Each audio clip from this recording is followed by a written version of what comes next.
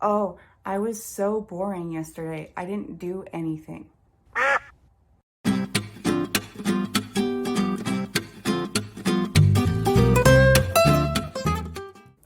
Hey everybody, and in today's video, we're going to be practicing ED and ING endings. Sometimes I will be talking with a student and they will tell me, oh, I was so boring yesterday. I didn't do anything. Are you sure about that? And as a native English speaker, the alarms start going off in my head because I know, or at least I think I know, that they don't mean boring. They actually mean bored. But why? What is the difference between bored and boring? Most of the time, adjectives that end with ed are referring to feelings inside yourself or inside of another person. They're feelings. Whereas adjectives that end in ing are usually referring to the cause of a feeling or an emotion.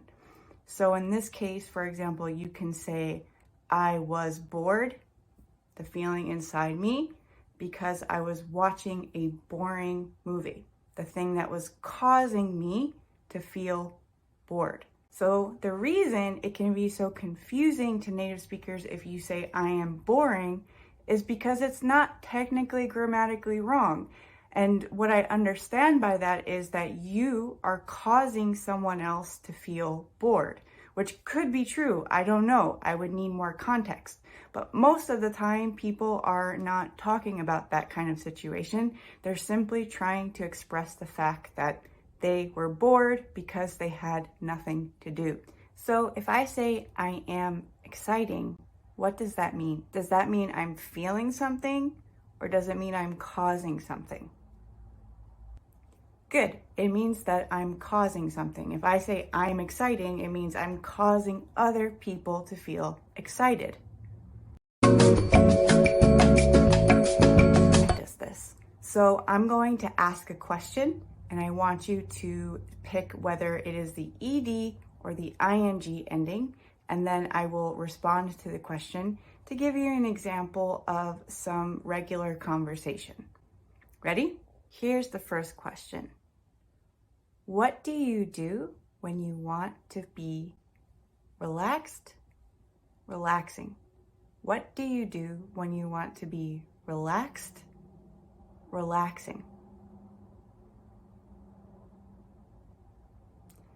Relaxed is the correct answer to this because we're talking about what you feel inside. So for me, for example, I feel relaxed when I draw, or when I go for a walk, or when I watch ASMR videos, which I am a little embarrassed to admit because they're kind of strange, or they can be kind of strange. If you don't know what ASMR videos are, I don't have enough time to explain them in this video, but you can certainly look up the ASMR videos on YouTube and you'll find millions of examples. Don't judge me because they are a little bit weird, but I really enjoy them. I keep them on in the background and I feel very relaxed when I hear them. How about you? What do you do when you want to feel relaxed? Let me know in the comments. Question number 2. What kind of books do you think are interesting?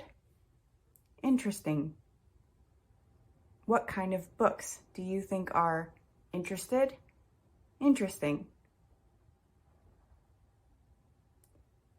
Good. The correct answer is interesting. We know that we need to use interesting because books can't feel anything. They don't have feelings. Therefore, we can't use interested here. A book can't be interested. Only a person can be interested. So what kind of books do you think are interesting? For me, I really like all kinds of books, but my personal favorite types of books are something called dystopias. Dystopias are books, they're usually fiction books that describe societies in the future that might not be great. So for example, Fahrenheit 451 is a book like that. It describes a society where books aren't allowed anymore. All books are burned, and it just shows how people deal with that. Those types of books are really interesting to me. How about you? Let me know in the comments. Anyway, to summarize this video, just keep in mind that if an adjective is ed, it usually refers to something that you feel or another person feels. Therefore, like we mentioned before, it can't refer to things that don't have feelings, like books or movies. It can only refer to people. Second, ing adjectives usually refer to the cause of something. So if a movie is boring, it is causing people to feel bored. It is the cause of their boredom. Ed, ing. I hope this video was helpful, and I will see you guys in the next one. Bye, everybody.